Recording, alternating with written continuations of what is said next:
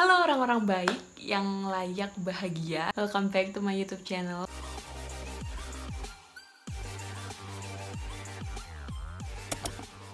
Jadi hari ini mungkin buat kalian yang udah sering nonton video aku atau beberapa kali, atau mungkin kalian yang pertama kali nonton, ini pertama kalinya aku menyapa kalian semuanya dengan sebutan orang-orang baik yang layak untuk berbahagia. Jadi ini aku pengen terapin sampai, ya istilah kata aku pengen tetap pakai tagline ini. Kenapa? Karena aku kayak kepikiran gitu loh teman-teman. Jadi buat kalian yang nonton itu bisa dapet, paling enggak kalau kalian nggak suka kontennya, kalian bisa dapet energi positif gitu, sugesti positif dari aku.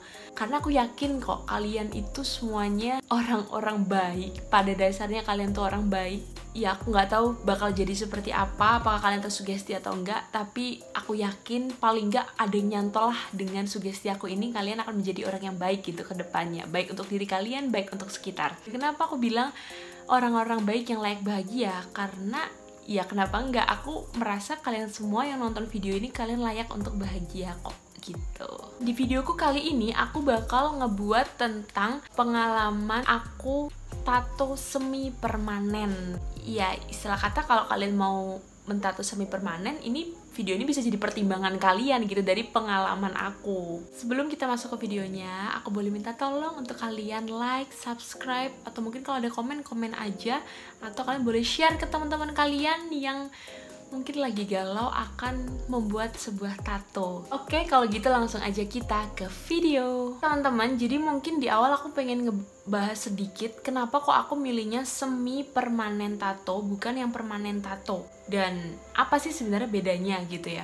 Jujur waktu itu aku memilih semi permanen tato karena alasan lebih murah, lebih ke uang sih. Jadi kenapa aku milih semi permanen. Dan alasan kedua itu karena aku waktu itu butuh, dan aku mikir siapa tahu suatu saat ini udah aku nggak membutuhkan ini gitu loh, ngerti nggak sih? Jadi ya ini ada ceritanya kan ya, semua tato punya cerita kok. Toh ini juga awet 2 tahunan, toh kalau aku masih butuh ini aku bisa untuk tebelin lagi. Terus terkait sebenarnya apa sih bedanya yang permanen dan yang semi permanen? Gini, bedanya tuh sebenarnya ada di tintanya. Kalau yang permanen ya bakalan bener-bener awet sampai seumur hidup, dan yang semi permanen itu ada yang setahun, ada yang 2 tahun, 3 tahun, tergantung kulit kita. Ada yang misalkan bilangnya setahun tapi ternyata bisa 2 tahun, atau ngomongin 2 tahun tapi setahun gitu. Nah, terus kalau misalkan kalian tanya terkait tinta, jujur aku nggak belajar banget tentang tintanya. Cuman yang aku tahu nih, kalau misalkan kalian sempet tahu tentang sulam alis ya,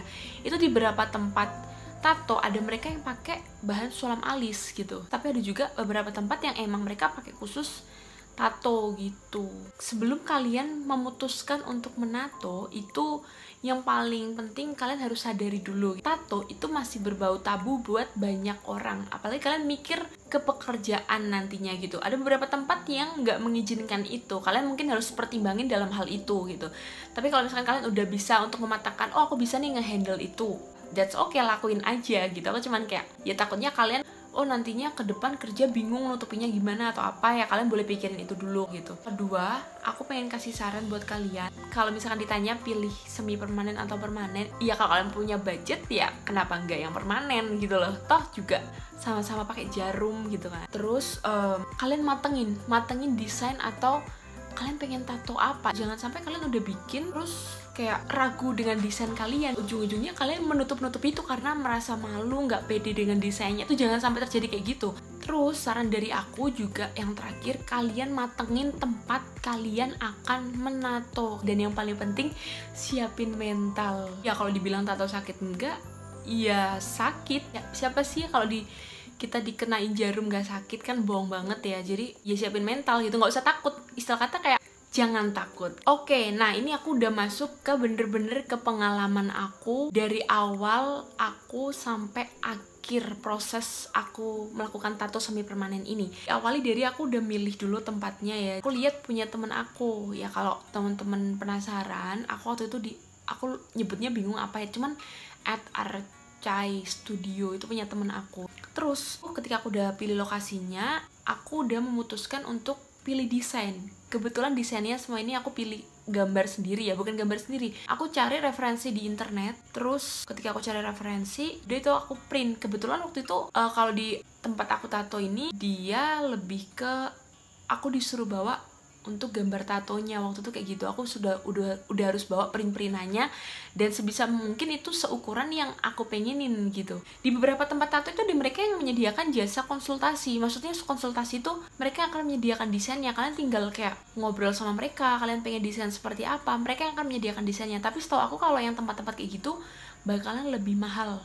Istilah kata, iyalah mereka yang mendesainkan kan, mereka yang menggambarkan, kalian pengen kayak gimana, itu konsultasi dulu, itu bakalan lebih mahal, setahu aku kayak gitu ya. Ya kalau kalian yang memang punya budget atau mungkin tahu tempat tato yang udah sekalian mendesainkan, itu menurut aku lebih baik. Kalau nggak salah waktu itu ya, aku di sini itu sekitar sama anestesi itu 350 atau ya sekitar 350. Gambar ini sekitar 450 atau ya kalau nggak salah. Terus kalau senyum ini free waktu itu, karena mungkin aku udah bikin 2, terus kayak dikasih free kecil gitu. Biasanya yang mahal itu kalau gambar yang blok. Kalau udah gambar terus ngeblok itu menurut aku biasanya harganya lebih mahal, ada kayak ongkos untuk ngeblok sendiri gitu. Kita masuk ke prosesnya ya. Jadi sebenarnya kalian bakal ditawarin gitu loh, kakaknya mau anestesi atau enggak. Bedanya anestesi sama enggak ya gini deh, itu berkata kayak di bius atau enggak gitu loh. Jadi kalau di anestesi ya tentunya udah enggak sesakit itu gitu, enggak mau nangis itu gitu gampangannya.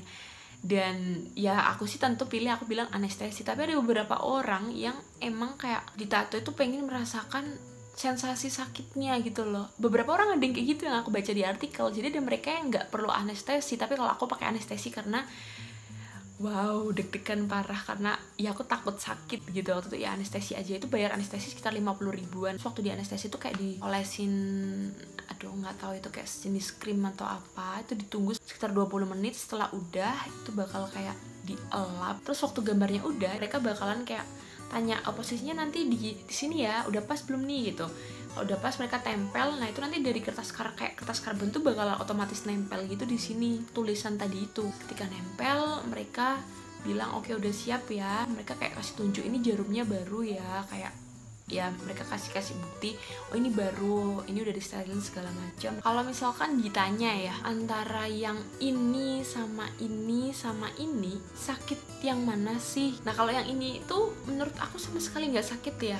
Yang ini tuh walaupun tulisannya kayak terkesan panjang, tapi nggak tahu kenapa menurut aku yang di sini nggak sakit. Kayak ya aku masih kayak aduh paling kayak gitu. Kalian coba rasain, kalian cubit-cubit sendiri gitu di bagian sini, itu menurut aku nggak sakit dibandingkan dengan yang ini. Itu wow, yang di sini tuh menurut aku paling sakit itu ini deh, seingat aku itu paling sakit di sini. Yang nato aku tuh dia jelasin kalau biasanya di daerah-daerah yang deket kayak urat nadi gitu itu bakalan lebih terasa sakit walaupun dari anestesi. Aku nggak tahu ya, aku takut kalau kalian merasa aku salah bener atau enggaknya, kalian boleh komen, siapa tahu kalian lebih tahu ilmunya tentang ini gitu. Aku takut salah ngomong. Ya di sini sih masih sakit tapi kayak masih bisa ditahan gitu ya. Kalau ditanya berdarah atau enggak sih, itu jujur tergantung dari kita masing-masing. Jadi ada orang yang bener-bener nggak ngeluarin darah, ada orang yang bener-bener kayak darahnya deres banget. Nah kebetulan kalau aku yang di sini itu aku nggak ada darah keluar, tapi kalau di sini itu sempet jadi aku ngeliat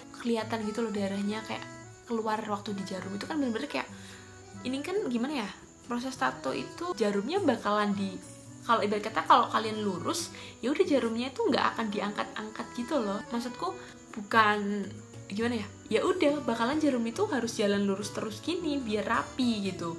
Prosesnya itu kayak ibarat kata ini jarum dia jalan terus, tapi kayak ibarat kata kayak kalian kuku kegores gitu loh. Terus teman-teman, ketika ditato itu mungkin kita bisa kasih sugesti ke diri kita, udah ini nggak sakit gitu. Jangan lihat prosesnya kalau kalian nggak berani. Waktu itu bener-bener aku coba ya, jujur aku penasaran banget proses jarum masuk ke kulit itu kayak apa. Itu malah ngebuat takutnya bertambah. Ketika aku lihat langsung kayak aduh deg-degannya tuh kayak nambah banget. Terus rasa sakitnya tuh kayak tiba-tiba nambah aja gitu. Terus ini aku kasih fakta dikit juga ya, selama aku proses ditato itu jadi warna tintanya itu nggak masuk ke kulit aku. Nggak tahu kenapa bisa gitu ya, cuman waktu itu dijelasin kalau nggak salah Pak, itu ada beberapa bagian tuh yang susah banget masuknya. Jadi kayak bener-bener nih ibarat kata yang ini dia udah sekali jalan tuh mungkin ya 3 kali jalan lah, kayak dek diulang biar masuk kan tintanya. Tapi ada yang bener-bener kayak aduh itu bener-bener aku ada yang bagian, aku lupa yang bagian mananya tuh lama banget masuknya, lama banget, yang bener-bener sampai dia bilang wah ini ada yang susah nih masuknya, tahan dulu ya, itu bener-bener diulang-ulang. Ya siap-siap aja gitu, siapa tahu kulit kalian tipe yang masuk tintanya susah atau gimana, aku juga nggak paham. Nah ini proses anestesi, terus setelah itu kayak dilap gitu, dibersihin. Nah ini aku nggak tahu dikasih apa untuk kayak nempel gambar kita supaya bisa kejiplak di tangan kita gitu. Terus ya udah tinggal dimulai proses tatonya. Ini aku kasih suara sedikit ya. Nah proses penyelesaiannya itu memakan waktu sekitar 1,5 jam. Terus habis gitu bakalan disemprot kalau udah selesai. Aku nggak tahu disemprot apa. Terus nanti bakalan ditutup sama plastik kayak gini, tujuannya agar terhindar dari debu dan kotoran, dan baru boleh dibuka plastiknya setelah 2 jaman. Nah teman-teman, tadi gimana? Ketika kalian udah lihat proses di tato tadi itu, apakah muncul rasa takut atau yang selama ini ngira tato itu nggak pakai jarum, ternyata pakai jarum walaupun semi permanen? Secara garis besar sih tahapannya kayak gitu ya. Cara perawatannya itu aku waktu itu diajarin sama mereka 3 hari atau 5 hari itu nggak boleh kena air. Waktu mandi di sini ya udah kayak bener-bener nggak kenain air. Takutnya lama keringnya deh, seinget aku itu bakalan lama kering, dan sebisa mungkin jangan keringetan waktu itu kayak gitu. Kebetulan waktu aku bikin tato ini aku lagi kerja jadi barista, dimana ya tanganku mau nggak mau kena air, cuci tangan, kena susu, kena kopi. Tuh, walaupun aku tutupin, air itu masih masuk, tapi aku nggak nyadar gitu loh, saking kayak asiknya ya, karena nggak kerasa gitu. Wah aku lihat, bener-bener kaget banget. Kenapa? Penuh air, ngembun, dan itu jadinya bercak hitam semua, jadi kayak udah lebar kemana-mana gitu warna hitamnya, jadi kayak nggak kebaca kayak gini. Kayak selang beberapa hari di bagian sini tuh sempet kayak mengalami pengeringan, gatel gitu loh. Efek setelahnya itu memang akan mengalami tahap gimana ya, ibarat kata tangan kalian habis dilukain tuh, kulit itu cepet banget ya kayak regenerasinya. Ketika di luka dikit dia bakalan cepet ngering ya kan. Nah waktu itu ketika aku bikin ini, setelah 3 hari 4 hari itu kayak gatelnya itu karena kulit kita kering, ngerti gak sih? Luka, ibarat kata luka jarumnya tadi itu tertutup. Bahkan aku sempet yang kayak takut karena apa? Aduh ini ntar kering, hilang dong warnanya. Karena aku sempet kayak aku kopek gitu, karena menurut yang itu jangan dikopekin. Jadi ketika kamu gatel ya udah kamu pegang-pegang gini aja, karena ya itu kulit kalian lagi untuk masa penyembuhan. Kalian kopekin ya kayak nggak kering-kering kan. Wah kalau yang ini tuh serem banget teman-teman. Mikir, aduh jangan-jangan aku alergi, jangan-jangan nggak cocok nih sama tintanya. Kenapa ngeringnya itu bener-bener nonjol? Kalau ini kekopek hilang nih tatoku. Waktu itu kayak yang sebodoh itu mikir kayak gitu. Ternyata enggak teman-teman, jadi kalian harap tenang. Waktu itu yang aku bener-bener udah melebur kemana-mana, jadinya tetap rapi karena ya itu udah masuk kan tintanya. Jadi kalian tenang aja, santai aja teman-teman ya. Ketika kulit kalian mengering dan nantinya akan mengelupas, itu bakalan ya udah selembut itu, maksudku ya itu jadi kulit. Bener-bener efeknya nggak ada efek gatel atau apa. Jadi ini kayak total tatoku itu udah sekitar 9 bulan. Dan kalau misalkan tanya udah pudar atau belum, kayak warnanya tuh lebih lebih sedikit, nggak setajam dulu, tapi masih tetap hitam kok. Berarti ini memang 2 tahun sih kalau di kulit aku. Oke teman-teman, jadi aku rasa video tentang pengalaman aku di tato semi permanen sampai situ dulu. Kalau misalkan nih teman-teman ada yang pengen cerita pengalaman di tato semi permanen, boleh banget komen di bawah. Buat kalian yang punya referensi lokasi-lokasi tempat tato semi permanen yang bagus, boleh banget komen di bawah. Dan teman-teman, aku bakalan bikin part 2 tuh lebih ngebahas tentang secara personal ya. Jadi bener-bener kayak alasan di tato, kenapa aku pilih tato ini, arti tatoku apa sih. Jangan lupa untuk nyalain loncengnya ya, biar nggak ketinggalan cerita aku. Oke teman-teman, aku rasa sekian dulu video aku. Ya aku harap hasil tato kalian akan sesuai dengan harapan kalian. Terima kasih udah nonton dan sampai jumpa di video aku selanjutnya.